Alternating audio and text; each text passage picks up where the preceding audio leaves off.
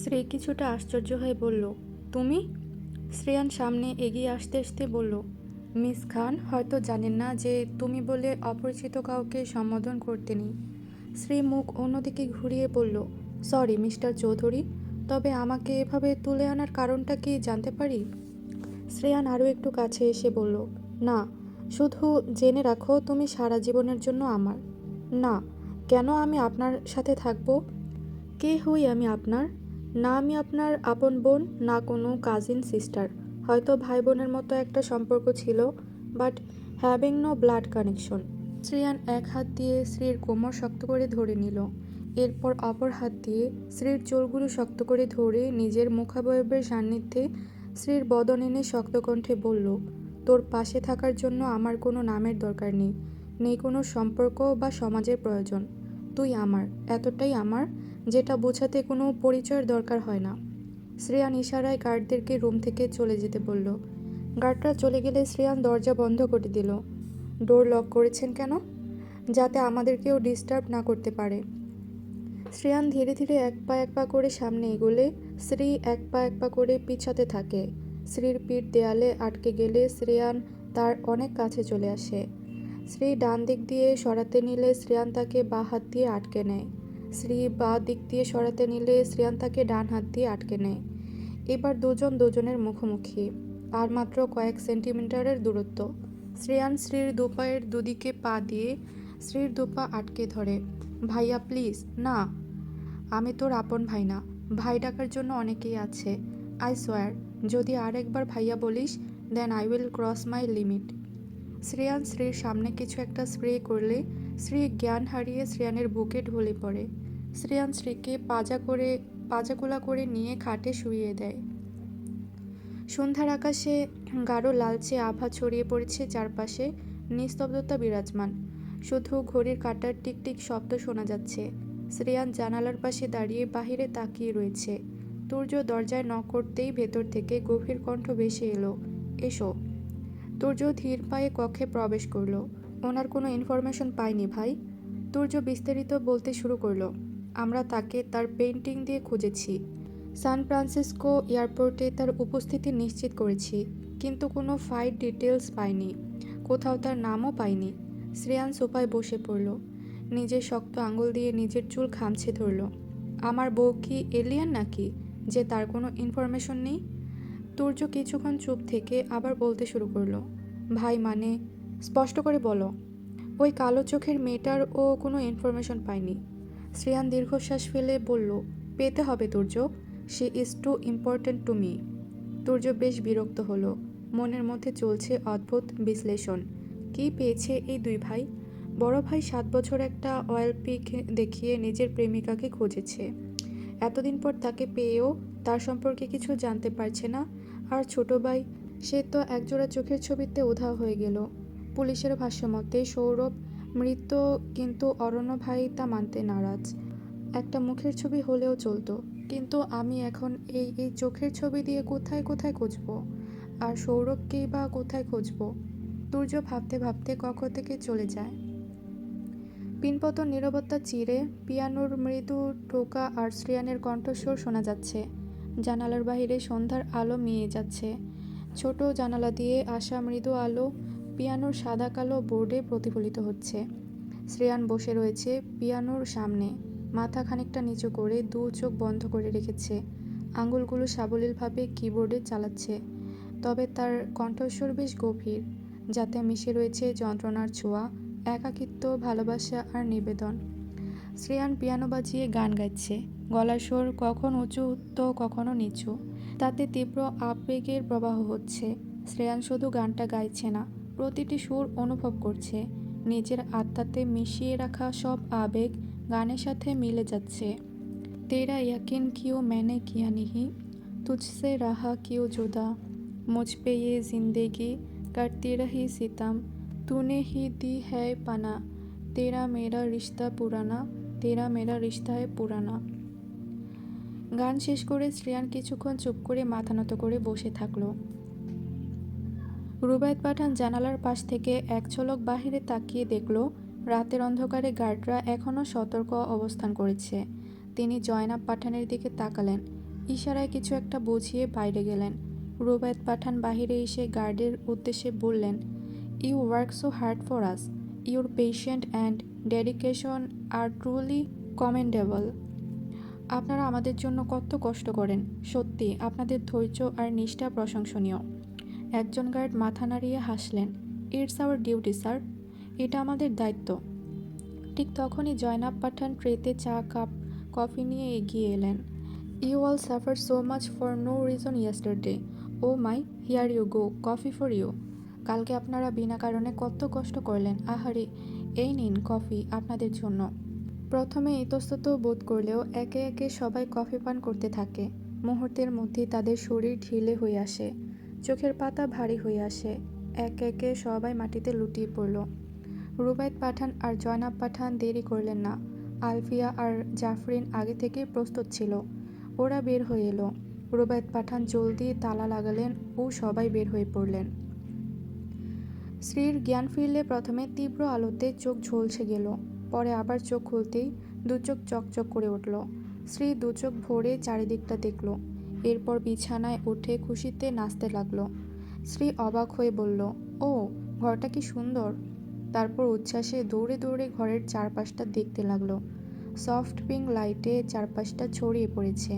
চাঁদের মাঝখানে ঝুলে রয়েছে সাদা ক্রিস্টালের ঝাড়বাতি, যার মধ্যে রয়েছে ছোট ছোট ব্লাড শট রুবি।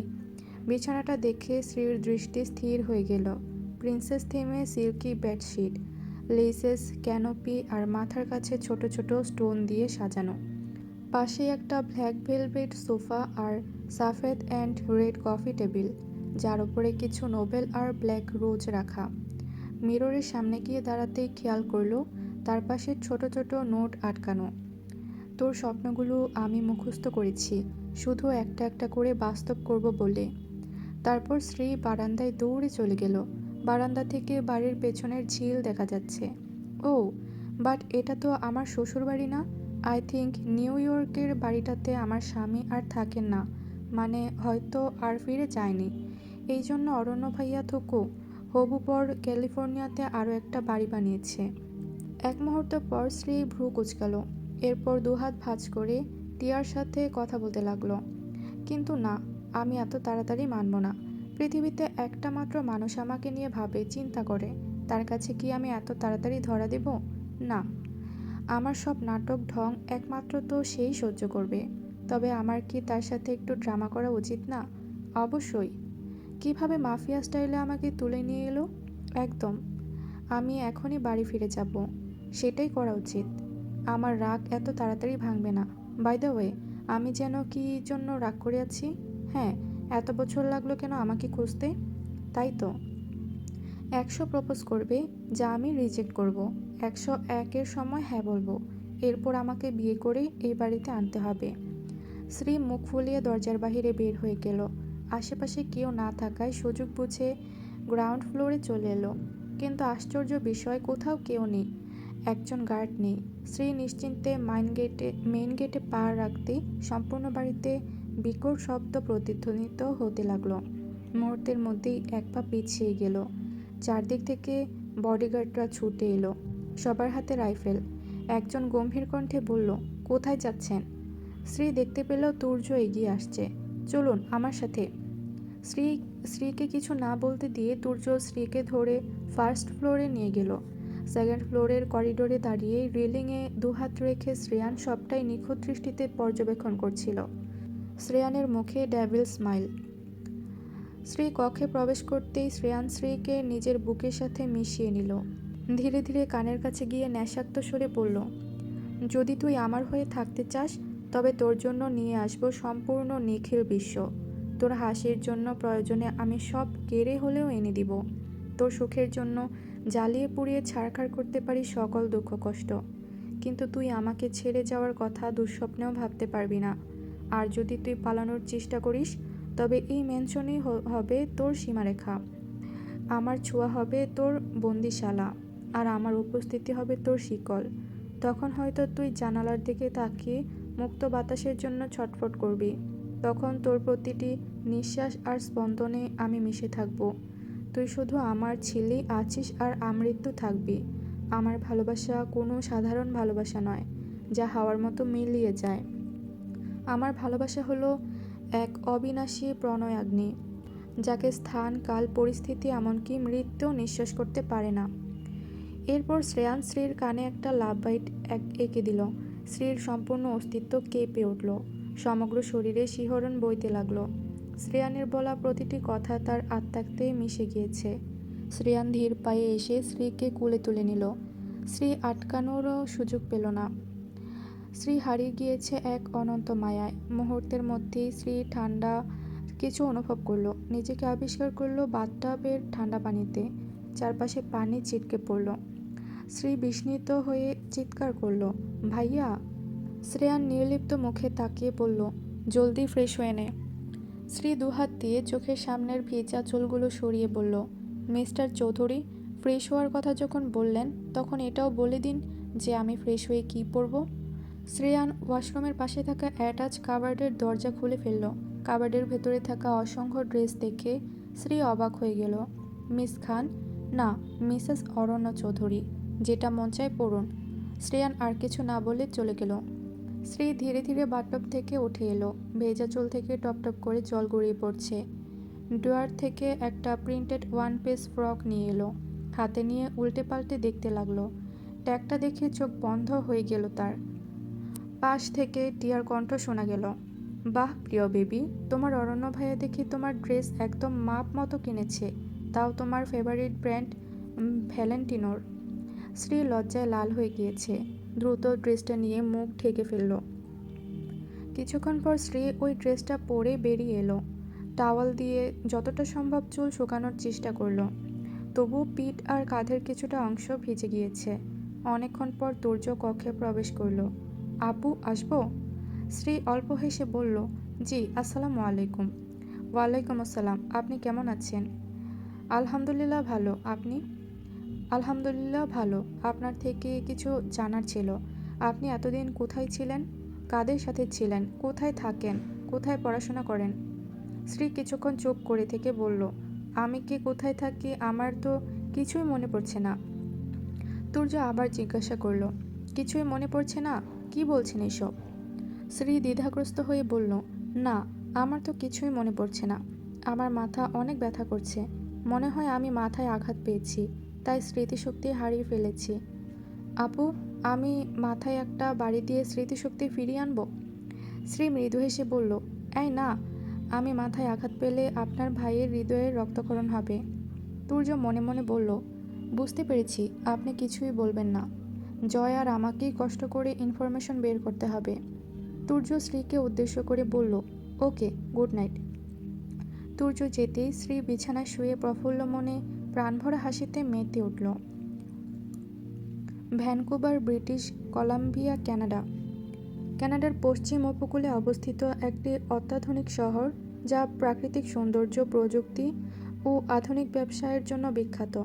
এটি প্যাসিফিক মহাসাগরের তীরে পাহাড়ের পাদদেশে অবস্থিত, যার ফলে এক বিশ্বের অন্যতম সুন্দর শহর বলা হয়।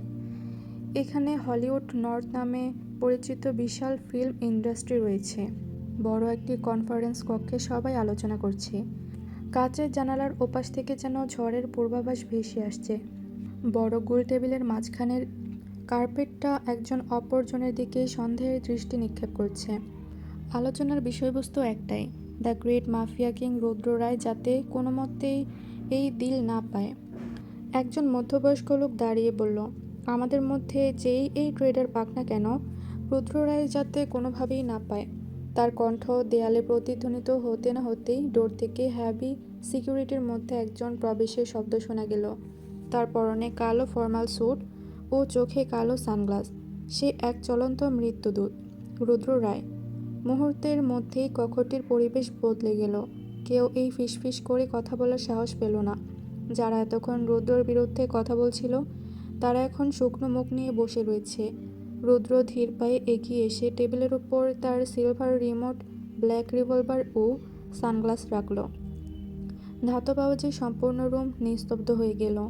ওই শালার পুত, বল, তোদের মধ্যে কে আমার নাম নিয়েছিল? একটু আগে রুদ্রর নাম মুখে নেওয়া লোকটার ঠোঁট কাঁপছে। রুদ্র সোজা তাকিয়ে ট্রিগার প্রেস করে দিল। লোকটির রক্তাক্ত দেহ চেয়ার থেকে নিচে লুটিয়ে পড়ল। আতঙ্ক ছড়িয়ে পড়ল সম্পূর্ণ কনফারেন্স রুমে। যদিও বা কেউ চিৎকার করার সাহস পেল না। রুদ্র ধীর পায়ে এগিয়ে এসে একটা ফাইল টেবিলে রাখল। এখানে একটি গালি ইউজ করা হয়েছে, আমি এটা বলছি না। সব কয়টা 2 মিনিটের মধ্যে সই করবি, না হলে তোদের প্রত্যেকটার অবস্থা কিন্তু ওই শালার মতো হবে। সবাই চটজলদি করে সই করে দিল। রুদ্র এক ঝলক সবার দিকে তাকিয়ে সময় নষ্ট না করে নিজের সকল গার্ডদের সাথে নিয়ে সানগ্লাস পরতে পরতে বের হয়ে গেল। ভবনটির থেকে বের হয়ে রুদ্র নিচের ব্ল্যাক বুলেট প্রুফ এসইউভির দরজা খুলে ভেতরে প্রবেশ করল। এসইউভির সামনে পেছনে রয়েছে আরও 10 থেকে 12টা আর্ম ভেহিকলস। গাড়ির পেছনের সিটে বসে রুদ্র নিজের ফোন বের করল। ওয়ালপেপারে একটা ছবি ভেসে উঠল।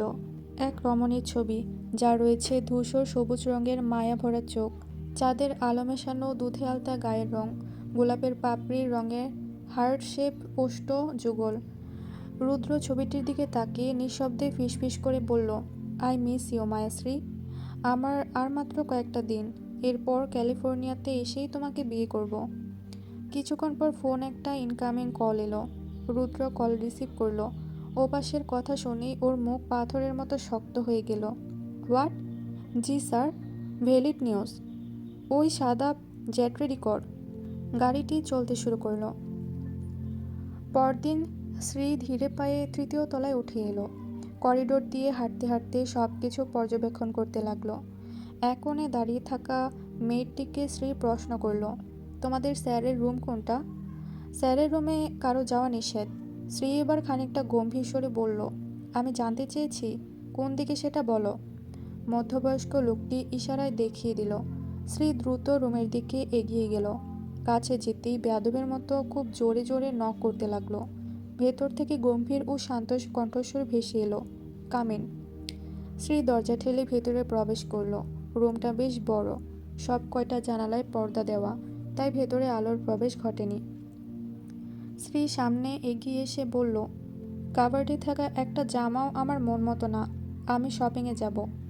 শ্রেয়ান একটুখানি বাঁকা হেসে বুকের বাঁদিকে হাত রেখে মৃদু চোখে শ্রীর কানের কাছে ওষ্ঠজোড়ায় ফিসফিস করে বলল, ওকে, নো প্রবলেম। আপনি আদেশ করলেন আর আমি মেনে নিলাম। শ্রী শ্রেয়ানের চোখের পানে তাকিয়ে কিছু বোঝার চেষ্টা করলো, কিন্তু পারল না। এই চোখ যে তাকে মাতাল করে দেয়। শ্রেয়ান বাঁকা হেসে মনে মনে বলল, শপিং করবি, তাই তো? ঘন অন্ধকারের মাঝ রাস্তার মোড়ে থামছে একের পর এক বিলাসবহুল গাড়ি। গাড়ির হেডলাইটের আলোয় সামনে থাকা গোডাউন কিছুটা দৃশ্যমান হলো। বাতাসে ধুলো উড়ে গাড়ির গ্লাসে জমছে। মাঝখানে থাকা রোলস রয়েল থেকে নেমে এলো রুদ্র। তার আগমন পরিবেশ যেন আরও নিস্তব্ধ হয়ে গেল। রুদ্র কোনো কথা না বলে সোজা এগিয়ে গেল গোডাউনের ভেতরে। গোডাউনের সামনে থাকা ভাঙা জিনিসপত্র ও বক্সগুলো রুদ্র লোকেরা সরিয়ে দিচ্ছে। আর দৃশ্যমান হচ্ছে একটি ডিজিটাল ডোর। রুদ্র বায়োমেট্রিকের মাধ্যমে দরজা খুলল। চারিদিক পর্যবেক্ষণ করে বোঝা গেল যে এ তো কোনো গোডাউন না, বরং রুদ্রর কোনো সিক্রেট প্লেস। সামনে কয়েকজন গার্ড অজ্ঞান হয়ে পড়েছিল। হামজা রুদ্রর দিকে কেরোসিনের গেলুন এগিয়ে দিল। গার্ডগুলোর আগে কেরোসিন ঢেলে রুদ্র লাইটার দিয়ে আগুন ধরিয়ে দিল। রুদ্র উন্মাদের মতো হুঙ্কার করে বলল, কী লাভ হলো আমার এই বালের বডিগার্ডদের রেখে, যদি আমার মায়ের স্ত্রী সুরক্ষিত না থাকে? রুদ্র নিজের চোখে ধ্বংসের নেশা নিয়ে বলল, হামজা, আমার মামা শ্বশুর আর তার পরিবারকে ধরে আন। কান টানলে মাথা আসে, আর মামা টানলে ভাগ্নি আসে। শ্রী ধীর পায়ে শ্রেয়ানের ক্যাস্টেলরূপী বাড়িটাকে ঘুরে ঘুরে দেখছিল। টিয়া, জানো, আমার না কিছুই ভালো লাগছে না। কেন তেজশ্রী, তুমি কি এটা চাওনি? চেয়েছি, কিন্তু এভাবে না। দেখো, উনি আমাকে এভাবে ভিলেনের মতো তুলে না এনে হিরোর মতো প্রপোজও তো করতে পারতো। আমি কি কোনো জিনিস? যদি উনি এমন ভাব করেছে যেন আমার মালিকানা ওনার কাছে অনেক আগের থেকেই আছে। ওনার জিনিস উনি নিয়ে এসেছে, আমি তো কেউ না। আমার তো নিজের জীবন নিয়ে সিদ্ধান্ত নেওয়ার কোনো অধিকারই নেই। তোমার কথাটা কিছুটা ফ্যামিনিস্টদের মতো হয়ে গেল না? শ্রী বাঁকা হেসে বলল, না, আমার জীবন শুরু থেকে শুধু আমারই ছিল। সে আমার জীবনসঙ্গী হতে পারবে, কিন্তু আমার জীবনের মালিক নয়। খানমহলে যখন আমি অবহেলিত হতাম, তখন উনি ছিলেন না। নিজের জীবন বাঁচাতে যখন আমি গভীর রাতে খালি পায়ে দৌড়াচ্ছিলাম, তখন উনি ছিলেন না। যখন আমাকে পাচার করা হচ্ছিল, তখন উনি ছিলেন না। যখন নিজের জীবন বাঁচাতে খরস্রোতা নদীতে ঝাঁপ দিয়েছিলাম, তখন উনি ছিলেন না। যখন বারবার আমাকে ধর্ষণ করার চেষ্টা করা হয়েছিল, তখনও উনি ছিলেন না। আর আমার তো সবচেয়ে বেশি টেনশন হচ্ছে মামা মামিদের নিয়ে। মামা ব্ল্যাকভেল থেকে রিটায়ার্ড হয়েছে। খুব বেশি প্রয়োজন না হলে মামা ব্ল্যাকভেলের থেকে সাহায্য নেবে না। মামা কেন জানি রুদ্রকে কোনোভাবে জানতে দিতে চায় না মামা ব্ল্যাকভেইলের অংশ। মামা ভাবে রুদ্র সম্ভবত কোনোভাবে আমাদের পুরনো শত্রুদের আত্মীয় বা বন্ধু। আমি আরও অনেক কিছুই বুঝতে পারছি না। ভাইয়ার বাড়িঘর দেখে মনে হচ্ছে যে অরণ্য ভাইয়া কোনো বিজনেস টাইকুন। তবে আমি কেন তার নাম কোথাও শুনলাম না? উনি কেন মিডিয়ার সামনে আসেন না? সকাল সকাল শ্রী একদম রেডি হয়ে লিভিং রুমে এলো। উপরের করিডোরের রেলিংয়ে হাত রেখে গভীর দৃষ্টিতে তাকিয়ে শ্রেয়ান শ্রীকে পর্যবেক্ষণ করছিল। শ্রেয়ান শ্রীর পানে তাকিয়ে বলল, তুর্য তোর সাথে যাবে। শ্রী বাঁকা হেসে মনে মনে বলল, এই তুর্য কুর্য পুর্জ আমার কিছুই করতে পারবে না। আমার ভয়ে একসময় পাকিস্তানে বাঘেগুড়োতে এক ঘাটে পানি খেত। শ্রী, তুর্য আর বডিগার্ডরা একসঙ্গে শপিং করতে চলে যায়। আর শ্রেয়ান উপর থেকে শ্রীর যাওয়ার পানে তাকিয়ে মনে মনে বলল, ব্লাড প্রেশার, যেখানে তোর নিঃশ্বাসের ভাষা আমার আশ্বস্ত, সেখানে কি আমি তোর বাঁকা হাসির অর্থ বুঝতে পারবো না? শ্রেয়ান একটা দীর্ঘ নিঃশ্বাস নিয়ে বলল, একবার চেষ্টা করেই দেখ যে আমার থেকে পালানো যায় কিনা। মানুষ কখনোই জীবনের ভাগ্যের থেকে পালাতে পারে না। And I am your destiny. Shopping মলে ঢুকতেই শ্রী ভালো করে চারদিক পর্যবেক্ষণ করতে লাগলো। প্রয়োজনের তুলনায় মানুষ একটু কম। হাঁটতে হাঁটতে শ্রী হঠাৎ একজনের সাথে ধাক্কা খেল। আরে ভাই, কি সমস্যা আপনার? দেখতে পান না? চোখ কি রান্না করে খেয়ে ফেলেছেন? কথাটা শ্রী ইংলিশেই বলল, কারণ সামনে একটা 18 থেকে 19 বছরের আমেরিকান ছেলে দাঁড়িয়ে আছে। নিক কিছুই বুঝতে পারল না যে শ্রী এমন অদ্ভুত বিহেভ কেন করছে। শ্রী ইশারায় নিককে কিছু বলল। ব্লুটুথ ডিভাইসের মাধ্যমে শ্রেয়ান কানে কানে তুর্যকে বলল, ফোকাস অন দ্য গায়। শ্রেয়ান বাড়িতে বসে শপিং মলের সিসিটিভি ফুটেজ নিজের ল্যাপটপে দেখছিল। কিছুক্ষণ পর শ্রী তুর্যকে বলল, আমি এই ড্রেসগুলো নিয়ে ট্রায়াল রুমে যাচ্ছি। শ্রী ট্রায়াল রুমে গিয়ে দেখল নিক সেখানে দাঁড়িয়ে আছে। নিক ভ্রু কুঁচকে বলল, কি রে ব্রো, এরা আবার কোন নমুনা? এরা আমাকে কিডন্যাপ করেছে। নিক মাথা চুলকে বলল, কিডন্যাপাররা আবার কবের থেকে শপিং করানো শুরু করলো? ওরা একটু সহৃদয় কিডন্যাপার। এখন চল, পরে সব বুঝিয়ে বলবো নে। শ্রী আর নিক দ্রুত শপিং মল থেকে বের হয়ে গাড়িতে গিয়ে বসলো। নিক গাড়ি স্টার্ট দিল। তাদের অনেককে ফলো করতে শুরু করেছে। নিক স্পিড বাড়া। তাদের স্নেহ একটা গাড়ি এসে দাঁড়ালো। নিক ঘুরে ইউটার্ন নিলে পেছন থেকে আরেকটা গাড়ি এসে তাদের আটকালো। তুর্য এসে নিকের মাথায় রিভলভার ধরল। নিক হুঙ্কার করে বলল, বাস্টার্ড, জানিস আমি কে? তুর্য বাঁকা হেসে বলল, আমি সেই লোকের রাইট হ্যান্ড, যার দুয়ায় তোর বাপ আজ এত বড় পলিটিশিয়ান। হলরুমের গেট খুলতেই শ্রী, তুর্য আর নিক সহ আরও কিছু গার্ড প্রবেশ করে। সামনের দৃশ্য দেখে সবার চোখ ছানাবড়া হয়ে গেল। মেঝেতে কয়েকটা ক্রোকোডাইল শুয়ে আছে। শ্রেয়ান যেই রাজকীয় সোফায় বসে রয়েছে, তার হাতলে একটা কোবরা ঝুলছে। শ্রেয়ানের কাঁধে একটা ঈগল বসে আছে, আর শ্রেয়ানের পায়ের কাছে বসে একটা উলফ মাংস খাচ্ছে। শ্রেয়ান মুচকি হেসে বলল, welcome back blood pressure. Shri একটা কোলগেট ক্লোজ আপ হাসি দিয়ে বলল, আমার খুব মাথা ব্যথা করছে, আমি রুমে যাচ্ছি। Wait baby. তুর্য নিকের নাকে একটা ঘুষি মারল। নিক ছিটকে পড়ল। নিকের নাকে থেকে রক্ত গড়িয়ে পড়তে লাগলো। তুর্য বাঁকা হেসে বলল, তুই জানিস যে তোর সামনে কে বসে আছে? নিক ঘুরে তাকালো। তুর্য শীতল কণ্ঠে বলল, উনি the greatest black demon. Shri মনে মনে বলল, তার মানে উনি নর্থ আমেরিকার বাদশা? আমি তো এই দ্য গ্রেটেস্ট ব্ল্যাক ডেমন নামটা অনেকবারই শুনেছি। কেন বুঝতে পারিনি যে উনিই আমার অরণ্য ভাইয়া? শ্রী সামনে এগিয়ে এসে বলল, প্লিজ ওকে ছেড়ে দিন, ও আমার ক্লাসমেট, আমাকে হেল্প করতে চেয়েছিল। শ্রেয়ানের ইশারা পেয়ে তুর্য নিককে নিয়ে গেল। শ্রী শ্রেয়ানের দিকে তাকিয়ে বলল, আমার মামা মামি আর কাজিন কোথায়? শ্রেয়ান ভ্রুকুচকে বলল, আমি তো জানতাম না যে মিসেস উর্মিমালা চৌধুরীর কোনো ভাইয়া আছে। আমাকে যারা অ্যাডপ্ট করেছিল তাদের কথা বলছি। শ্রেয়ান উঠে দাঁড়ালো। বাড়ি ফিরে এলি না কেন? শ্রীর ঠোঁটে একটা বিদ্রুপের হাসি ফুটে উঠল। আমার কোনো বাড়ি নেই, যা রুমে গিয়ে রেস্ট নে। অন্ধকার স্টাডি রুমে অদ্ভুত নীরবতা। মোমবাতির টিমটিমে আলোয় দেখা যাচ্ছে যে শ্রেয়ান একটা ছবির দিকে তাকিয়ে আছে। সবাই বলে তুই আর নেই, কিন্তু আমি জানি আমার ভাই এতটা দুর্বল নয়। তুই ঠিক ফিরে আসবি, আর তোর জন্য একটা সারপ্রাইজ আছে। তোর শ্রী আপুকে আমি ফিরিয়ে এনেছি। গভীর রাতে রুদ্রর বাড়িতে একটা অন্ধকার কক্ষে ভারী বাতাস বইছে। রুদ্র অনুভূতিহীনভাবে ডিভানে বসে আছে। ক্ষীণ আলোয় রুদ্রকে যমরাজের মতো দেখাচ্ছে। সামনে পাঠান পরিবারের সবাই বসে আছে, হাত পা বাঁধা। রুদ্র চ জাতীয় শব্দ উচ্চারণ করে বলল, আর কত আঘাত সহ্য করবেন মামা শ্বশুরমশাই? বউটা কোথায় বলে দিন না। আমি জানি না। আপনি বলবেন আর আমি মেনে নেব? ভেবে বলুন, না বললে কিন্তু শালিকাকে এখনই অমিতের সাথে বিয়ে দিয়ে দিব। রুদ্র রুবায়েত পাঠানের হাতে জ্বলন্ত সিগারেট রাখল। রুদ্র, আমি আমার রবের নামে কসম করে বলছি, আমি সত্যিই জানি না। তাহলে পালাচ্ছিলেন কেন?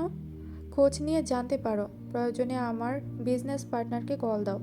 ব্যবসায় লস খেয়েছি, তাই পালাচ্ছিলাম। শ্রীকে নিলেন না কেন? শ্রী বলেছিল ও এখানেই কোনো একটা হোস্টেলে উঠবে।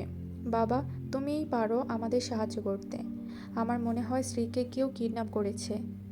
রুদ্র হুঙ্কার করে রুম থেকে চলে গেল। কার এত বড় সাহস যে রুদ্র রায়ের হবু বউয়ের দিকে নজর দিয়েছে? রুদ্র চলে যেতেই জয়নাব পাঠান রুবায়েত পাঠানকে কোনোই দিয়ে গুঁতা দিলেন। আহ, জয়া, কি করছো? এবার আপনার ব্ল্যাক ভেলকে বলুন আপনাকে উদ্ধার করতে। চুপ, দেয়ালেরও কান আছে, কেউ যাতে জানতে না পারে আমাদের আসল পরিচয় কি। রুদ্র বারান্দায় গিয়ে রাগে ক্ষোভে নিকোটিনের ধোঁয়া উড়াতে উড়াতে সুর ধরল। শিকল কাটা পাখির মতো উড়িয়ে আসে গেল। সেদিন হইতে আমার জীবন শুধু এলোমেলো। জাতের কুলে দাগ লাগাইল, কান্না হইল সার। আমার ভালোবাসার ময়না পাখি এখন জানে কার। শ্রেয়া নিজের স্টাডি রুমে বসে একটা ক্রাইম থ্রিলার নোবেল পড়ছিল। ঠিক তখনই তুর্য এলো। ভাই, ভাবির সম্পর্কে কিছু জানতে পেরেছি। রিল্যাক্স, ধীরে ধীরে বলো। ভাই, ভাবি সিলিকন ভ্যালির একটা অ্যাপার্টমেন্টে তার মামা মামি আর কাজিন আর বান্ধবীর সাথে থাকতো, কিন্তু স্যার কয়েকদিন ধরে তাদের কোনো খোঁজ নেই। প্রতিবেশীরাও কেউ কিছুই জানে না। তাদের বাড়ির সামনে নাকি বডিগার্ড ছিল, তারাও নেই। সবথেকে বেশি ইন্টারেস্টিং, ভাবির মামা হলেন রুবায়েত পাঠান। তুর্যের কথা শুনে শ্রেয়ানের মাথা ঘুরতে লাগলো। কি? ভাইজান, এখনই অজ্ঞান হবেন না। আরও বেশি শকিং, ভাবি ওই রুদ্রের গার্লফ্রেন্ড। শ্রেয়ানের দু চোখে যেন আগুন জ্বলে উঠল। শ্রেয়ান নিজের গ্রে শার্টের হাতা গুটিয়ে রুম থেকে বেরিয়ে পড়ল। শ্রেয়ান ধীর পায়ে শ্রীর কক্ষে প্রবেশ করল। শ্রেয়ান হৃদয় ভাঙার ব্যথা নিয়ে বলল, আমাকে ভালো না বাসলে নাই বাসতি, ওই ফাকিং বাস্টারটাকে কেন বাসলি? শ্রী অবাক হয়ে তাকালো। শ্রেয়ান সামনে এগোতে এগোতে বলল, তুই জানিস যে রুদ্র একটা জঘন্য মানুষ। শ্রী শ্রেয়ানকে ধাক্কা দিয়ে সরিয়ে দিল।